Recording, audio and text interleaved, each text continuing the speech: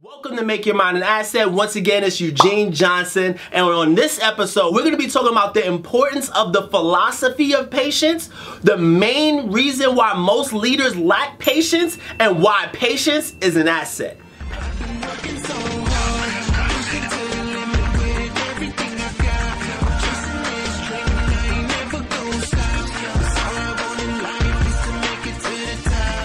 Patience is not the most exciting thing to talk about, and to be honest, most people don't really want to talk about it because when you think about patience, you think about it taking a long time, and in today's society, everything is fast, everything is moving at the speed of light, technology is changing every 5 seconds. I mean, things are moving fast, and so many people are saying to themselves, man, I don't want to be patient. Why do I have to be patient? I don't have to wait for my phone to load in order for me to call somebody on the other side of the world. Why should I have to wait? Why wait? You know, when you think about Uber, the idea of Uber is saying, hey, look, instead of hailing a cab and waiting for a cab to come, I can just call on my phone. By the time I get downstairs, the cab is there. See, we are a society who has decided that patience is not one of those key fundamental principles of life anymore, right? And so when you talk about patience, it's not fun to talk about patience, you know, but the truth of the matter is, I remember when I first got started into business,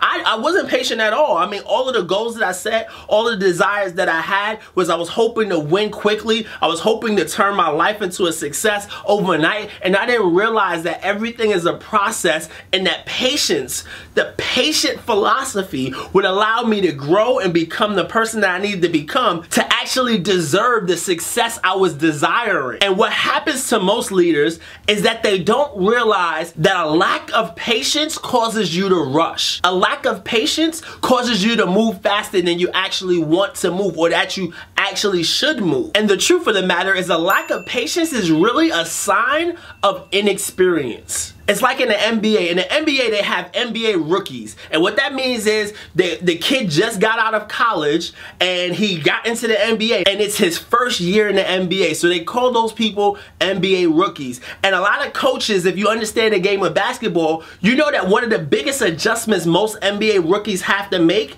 is the adjustment to the pace of the game.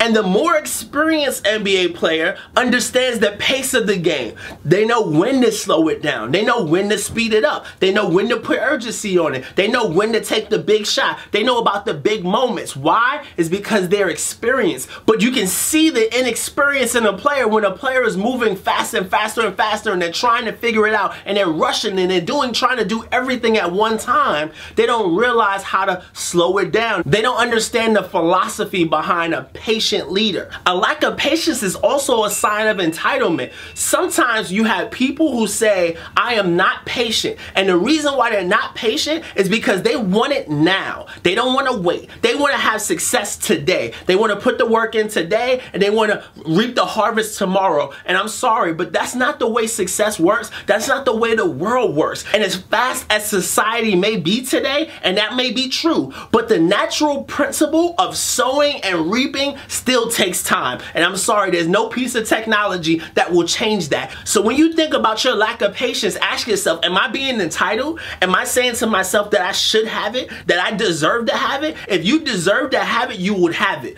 because your patience would have already run the course to get you to that place that you desire.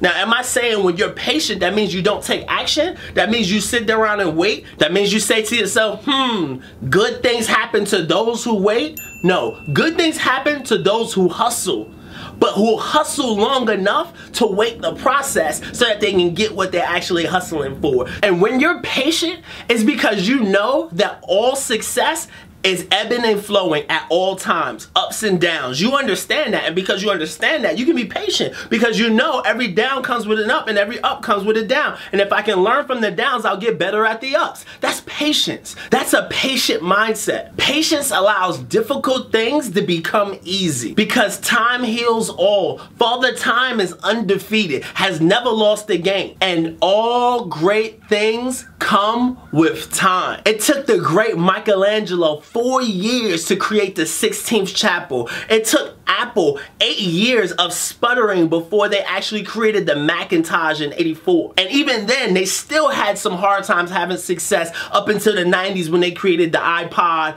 and the iPhone and the iPad and things of that nature. So everything takes time. You know, Michael Jordan, Stephen Curry, they didn't wake up becoming great. LeBron James, they didn't wake up great. What they did was they put in the work, they put in the effort, and their consistent work over time, doing the small little things every single day over a consistent period of time when it looks like it's not working for you, and it looks like it's just another day shooting hoops. It looks like it's just another day making calls. It looks like it's just another day calling and talking to the people that you need to lead. It looks like it's just another day, just another sales call, just another meeting. It looks like it's just another little piece of movement. But that little piece of movement added up with all the other little pieces of movement equals success. And those who are patient understand that. And the number one reason why most people are not patient is because they are comparing themselves to others.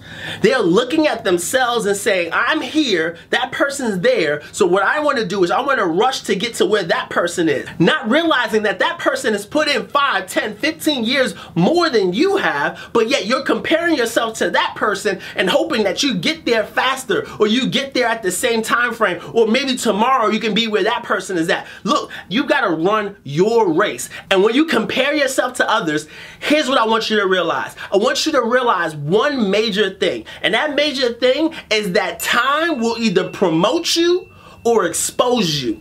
And it'll either promote you if you're doing the right things, or are you cutting corners to rush to get to success quickly, or it will promote or expose the person that you're comparing yourself to. But time will either promote you or expose you. So it doesn't matter whether that person got there first. It doesn't matter whether you will get there first. All that matters is that you get there. And patient people understand that. Impatient people, what happens is they cut so many corners and they try to get there so fast that they don't have the success that they actually wanted. I have a friend of mine who has tried 10 different businesses, and every one of the 10 different businesses over the course of 10 years, they were trying to get to this high level of success in a short period of time. They was trying to go from 0 to 100 real quick, right? They were trying to do that in the course of a year, and they said, in 12 months, we're gonna go from here to here. And when 12 months they didn't get there, guess what they did? They started something else and said, maybe it's this thing that can take me from here to here in 12 months. And then they didn't do that, and they started something else. And maybe it's this thing that'll take me from here to here in 12 months. And they continue to do that over the course of 10 years, and now they say, I got 10 years of experience. No, you got 1 year of experience repeated 10 times. What you need to do is take the time and say, what do I need to do today, and then how can I be patient over the long haul to get to that end result? So don't worry about rushing there. There's no race. You're not competing against anybody. Only thing you're competing against is the you from yesterday.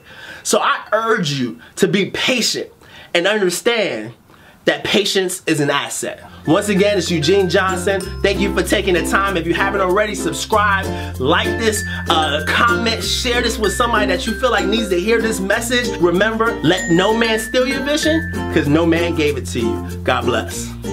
Most people, when it comes to making money, they really only know one way to do it. It's called linear income.